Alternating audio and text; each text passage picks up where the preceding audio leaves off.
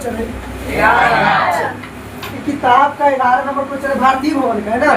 चलिए क्वेश्चन है, एक पेंसिल और एक कलम का मूल्य क्या पड़ेगा?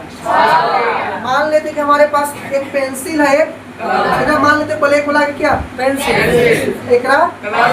दोनों के हम खरीदेगा तो दोनों के दुकानदार दाम जोड़ के हमारे कै रुपया, ये पता नहीं कि इसका कै रुपया दाम है, इसका नहीं पता है, कोई दिक्कत आगे फिर मतलब फिर हम वही खरीदेगा, फिर मतलब वही खरीदने गए। फिर 3 पेंसिलों और 5 कलमों का मूल्य, 3 पेंसिलों और 5 कलमों का मूल्य। आगे देखते हैं। 2 पेंसिलों और 1 कलम के मूल्य के 4 गुना है। मतलब ये जो 2 पहले खरीदेंगे ना, ओकर के गुना है 4 गुना है। तो प्रत्येक पेंसिल तथा प्रत्येक कलम का मूल्य चलिए इसको हम लोग देखते हैं। सबसे पहले एक पेंसिल और कलम का मूल्य दिया हुआ है। एक पेंसिल एक कलम का मूल्य पहले मानेंगे, कुछ भी दिया रहे, जैसे 5 केजी सेब और 3 केजी अनार देगा तो कभी करेंगे 1 केजी का मानेंगे, तो इसमें भी कभी मानेंगे 1 कलम का मूल्य। तो सबसे पहले लिखेंगे 1 कलम का मूल्य, माना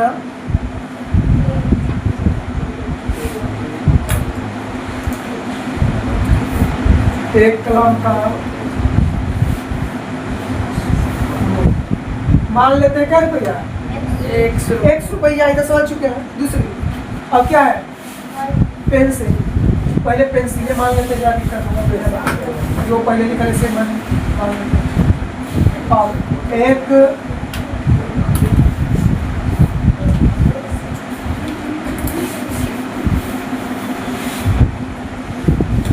क्या मान लिया, कोई दिक्कत कुछ भी नहीं है। एक पेंसिल और 1 कलम, यहाँ 2 3 यहाँ क्या है पेंसिल, 3 पेंसिल और 5 कलम। यहाँ क्या है 2 पेंसिल और 1 कलम। तो सबसे पहले सवाल हम लोग मानेंगे 1 कलम का मूल्य, 1 कलम और 1 पेंसिल। कोई भी चीज ऐसा में रहे तो 1 का पहले मानने का प्रयास करें, कोई दिक्कत। अब हम पढ़ते हैं ATQs। अब प्रश्न पढ़ के आगे चलते हैं। सबसे पहले यहाँ से यहाँ पढ़ के देखिए, खत्म, एक के लाइन पढ़ना।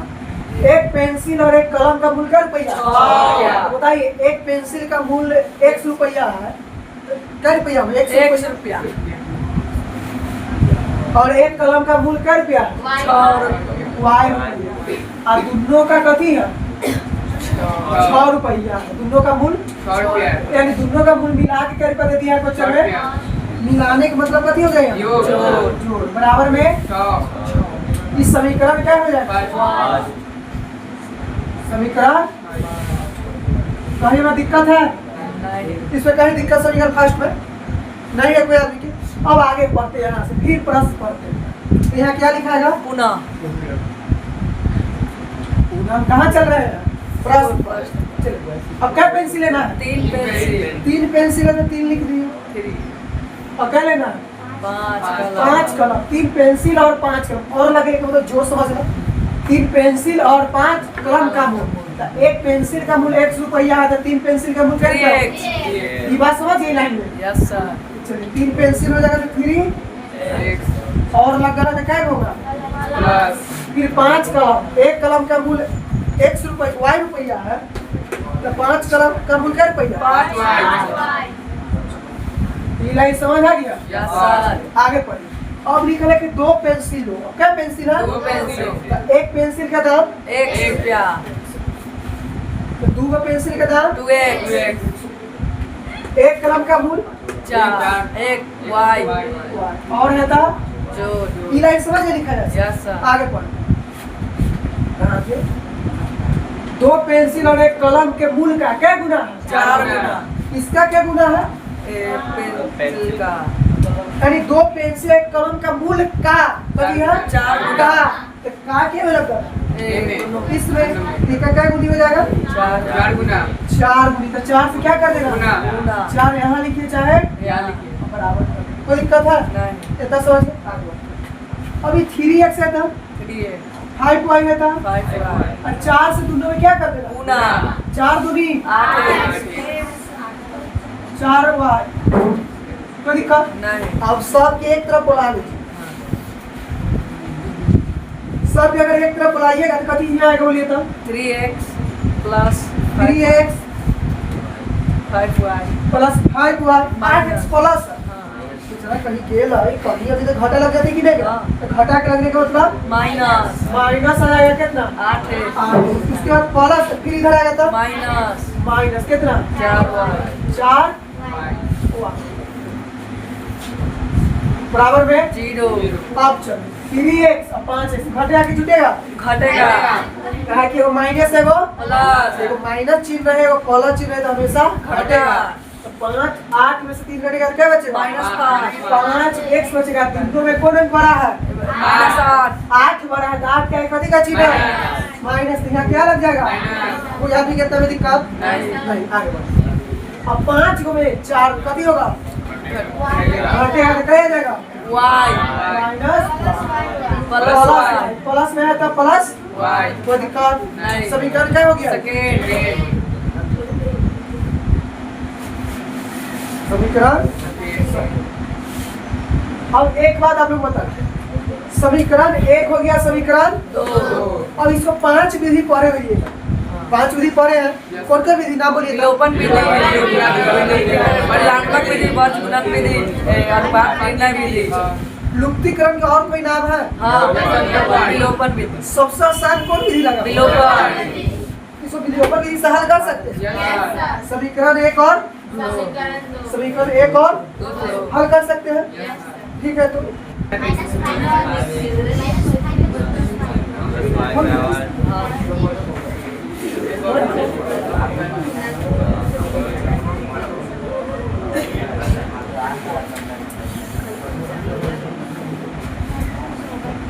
चलिए हमारे पास दूसरा समीकरण निकल चुका है वो x प्लस वाई बराबर 6 दूसरा है माइनस 5x प्लस वाई बराबर 0 तो कौन विधि से चल रहा है विलोपन विधि से विलोपन जेकरा से कहते हैं लुप्तीकरण हाँ चलिए विलोपन विधि से चलते हैं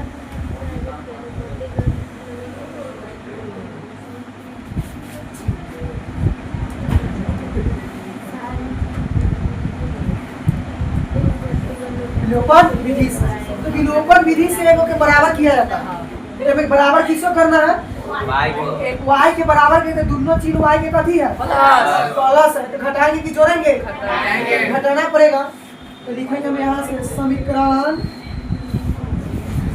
फर्स्ट माइनस y के बराबर करते y गुणे 1 कर देते हैं और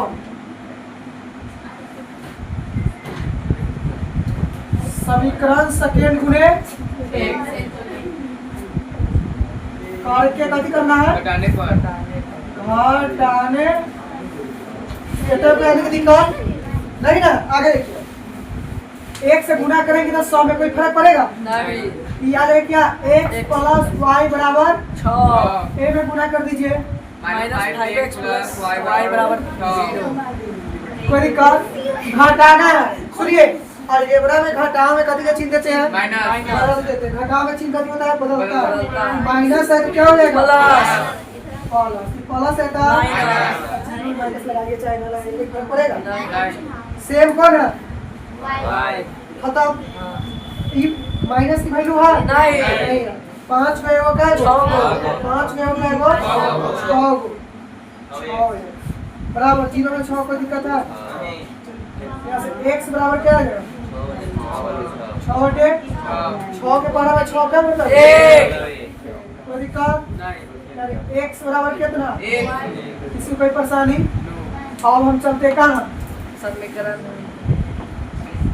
समीकरण क्या में रखिएगा 1 में रख देते हैं ना समीकरण फर्स्ट में x बराबर क्या है 1 रखने